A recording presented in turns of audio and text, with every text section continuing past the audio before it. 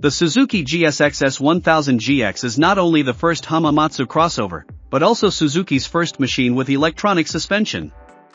So everything is new on this machine? Well, we're already familiar with the K5 engine, and thankfully, GX immediately feels like a familiar Suzuki. Suzuki has always been a guarantor for well-made, rather simple, but also inexpensive motorcycles. Just think of the Great Bandits, who for years ensured that Suzuki took first place in market share in Germany until the early 2000s. So now a completely new crossover, which, like Kai out of the box, was presented at the last EICMA and has been available at dealerships since the beginning of the year for €17,400.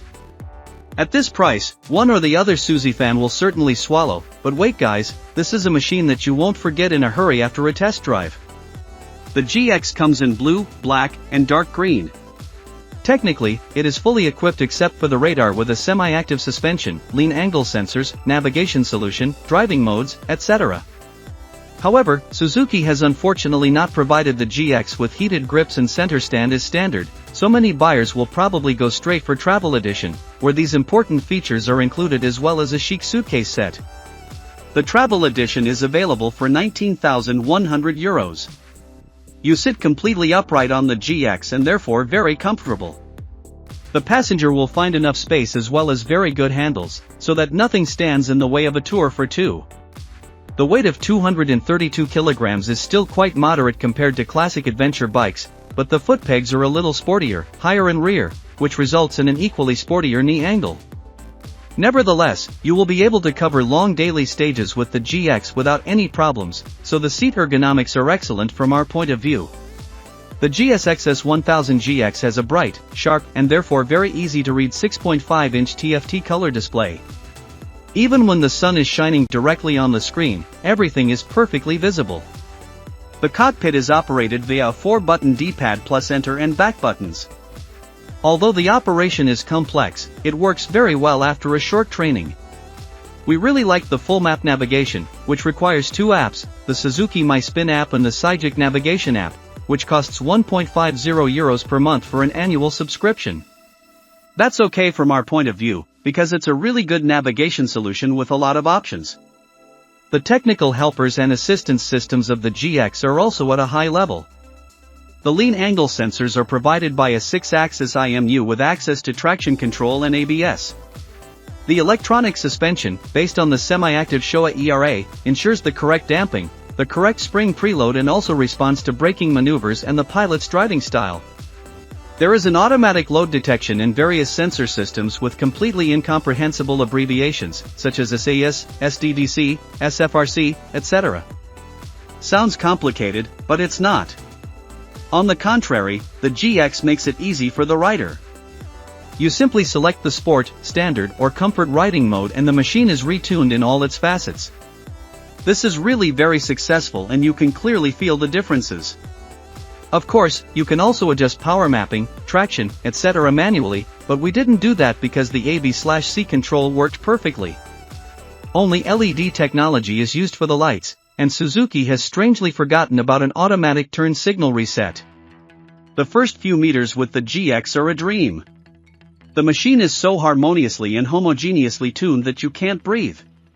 The interplay between suspension, quickshifter, engine and brakes is simply terrific.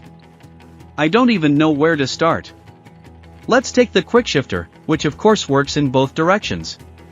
To cut a long story short, I've never experienced a better quickshifter. However, you have to know that such shift aces have it easier the more cylinders and flywheel mass an engine brings, which is the case here. Buttery smooth and super fast you whip from first to sixth gear, nothing jerks or twitches, that's how it should be. Next, let's take a look at the engine, which doesn't really have much more to say about. For many years, the K5 has been delighting motorcyclists all over the world. With its 152 horsepower and 106 Nm, the inline-4 pushes in all situations, is super elastic and feels like a 6-cylinder in a BMW 3 Series. You can drop down to 30 km/h in 6th gear and then accelerate, that doesn't itch the engine at all. And then that power when accelerating. Volker takes the Suzuki from 0 to 100 km/h in 3.2 seconds without having to shift into second gear.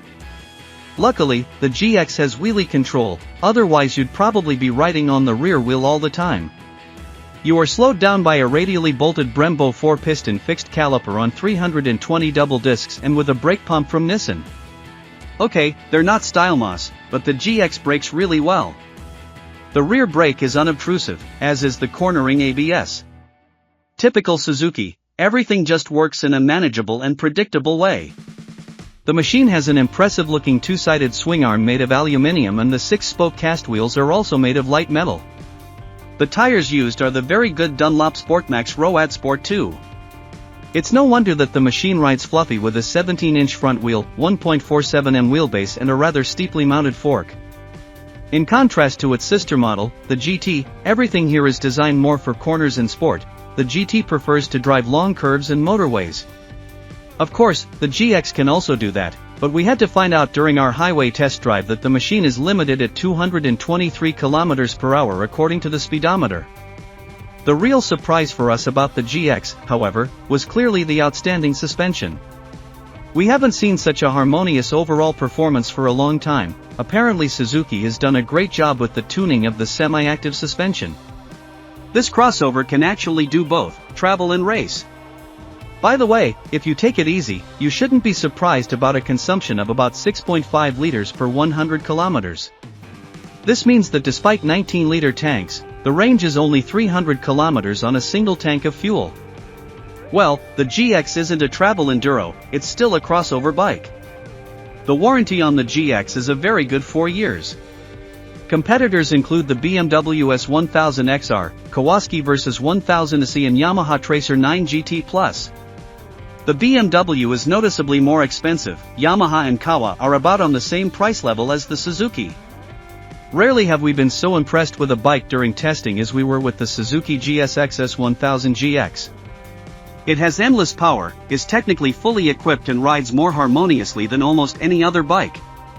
Above all, it doesn't annoy the driver with all the built-in assistance systems. The driver simply benefits from them without having to adjust them greatly. Great cinema for a lot of money, but every euro is well invested.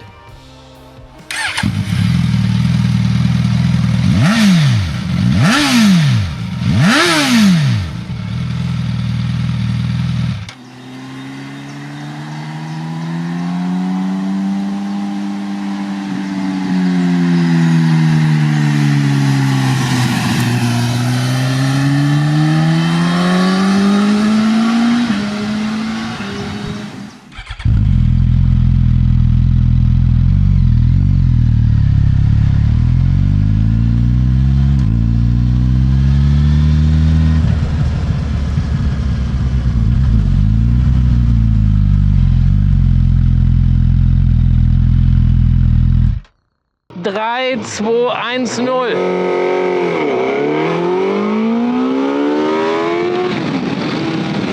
Äußerhusser, der Hund geht.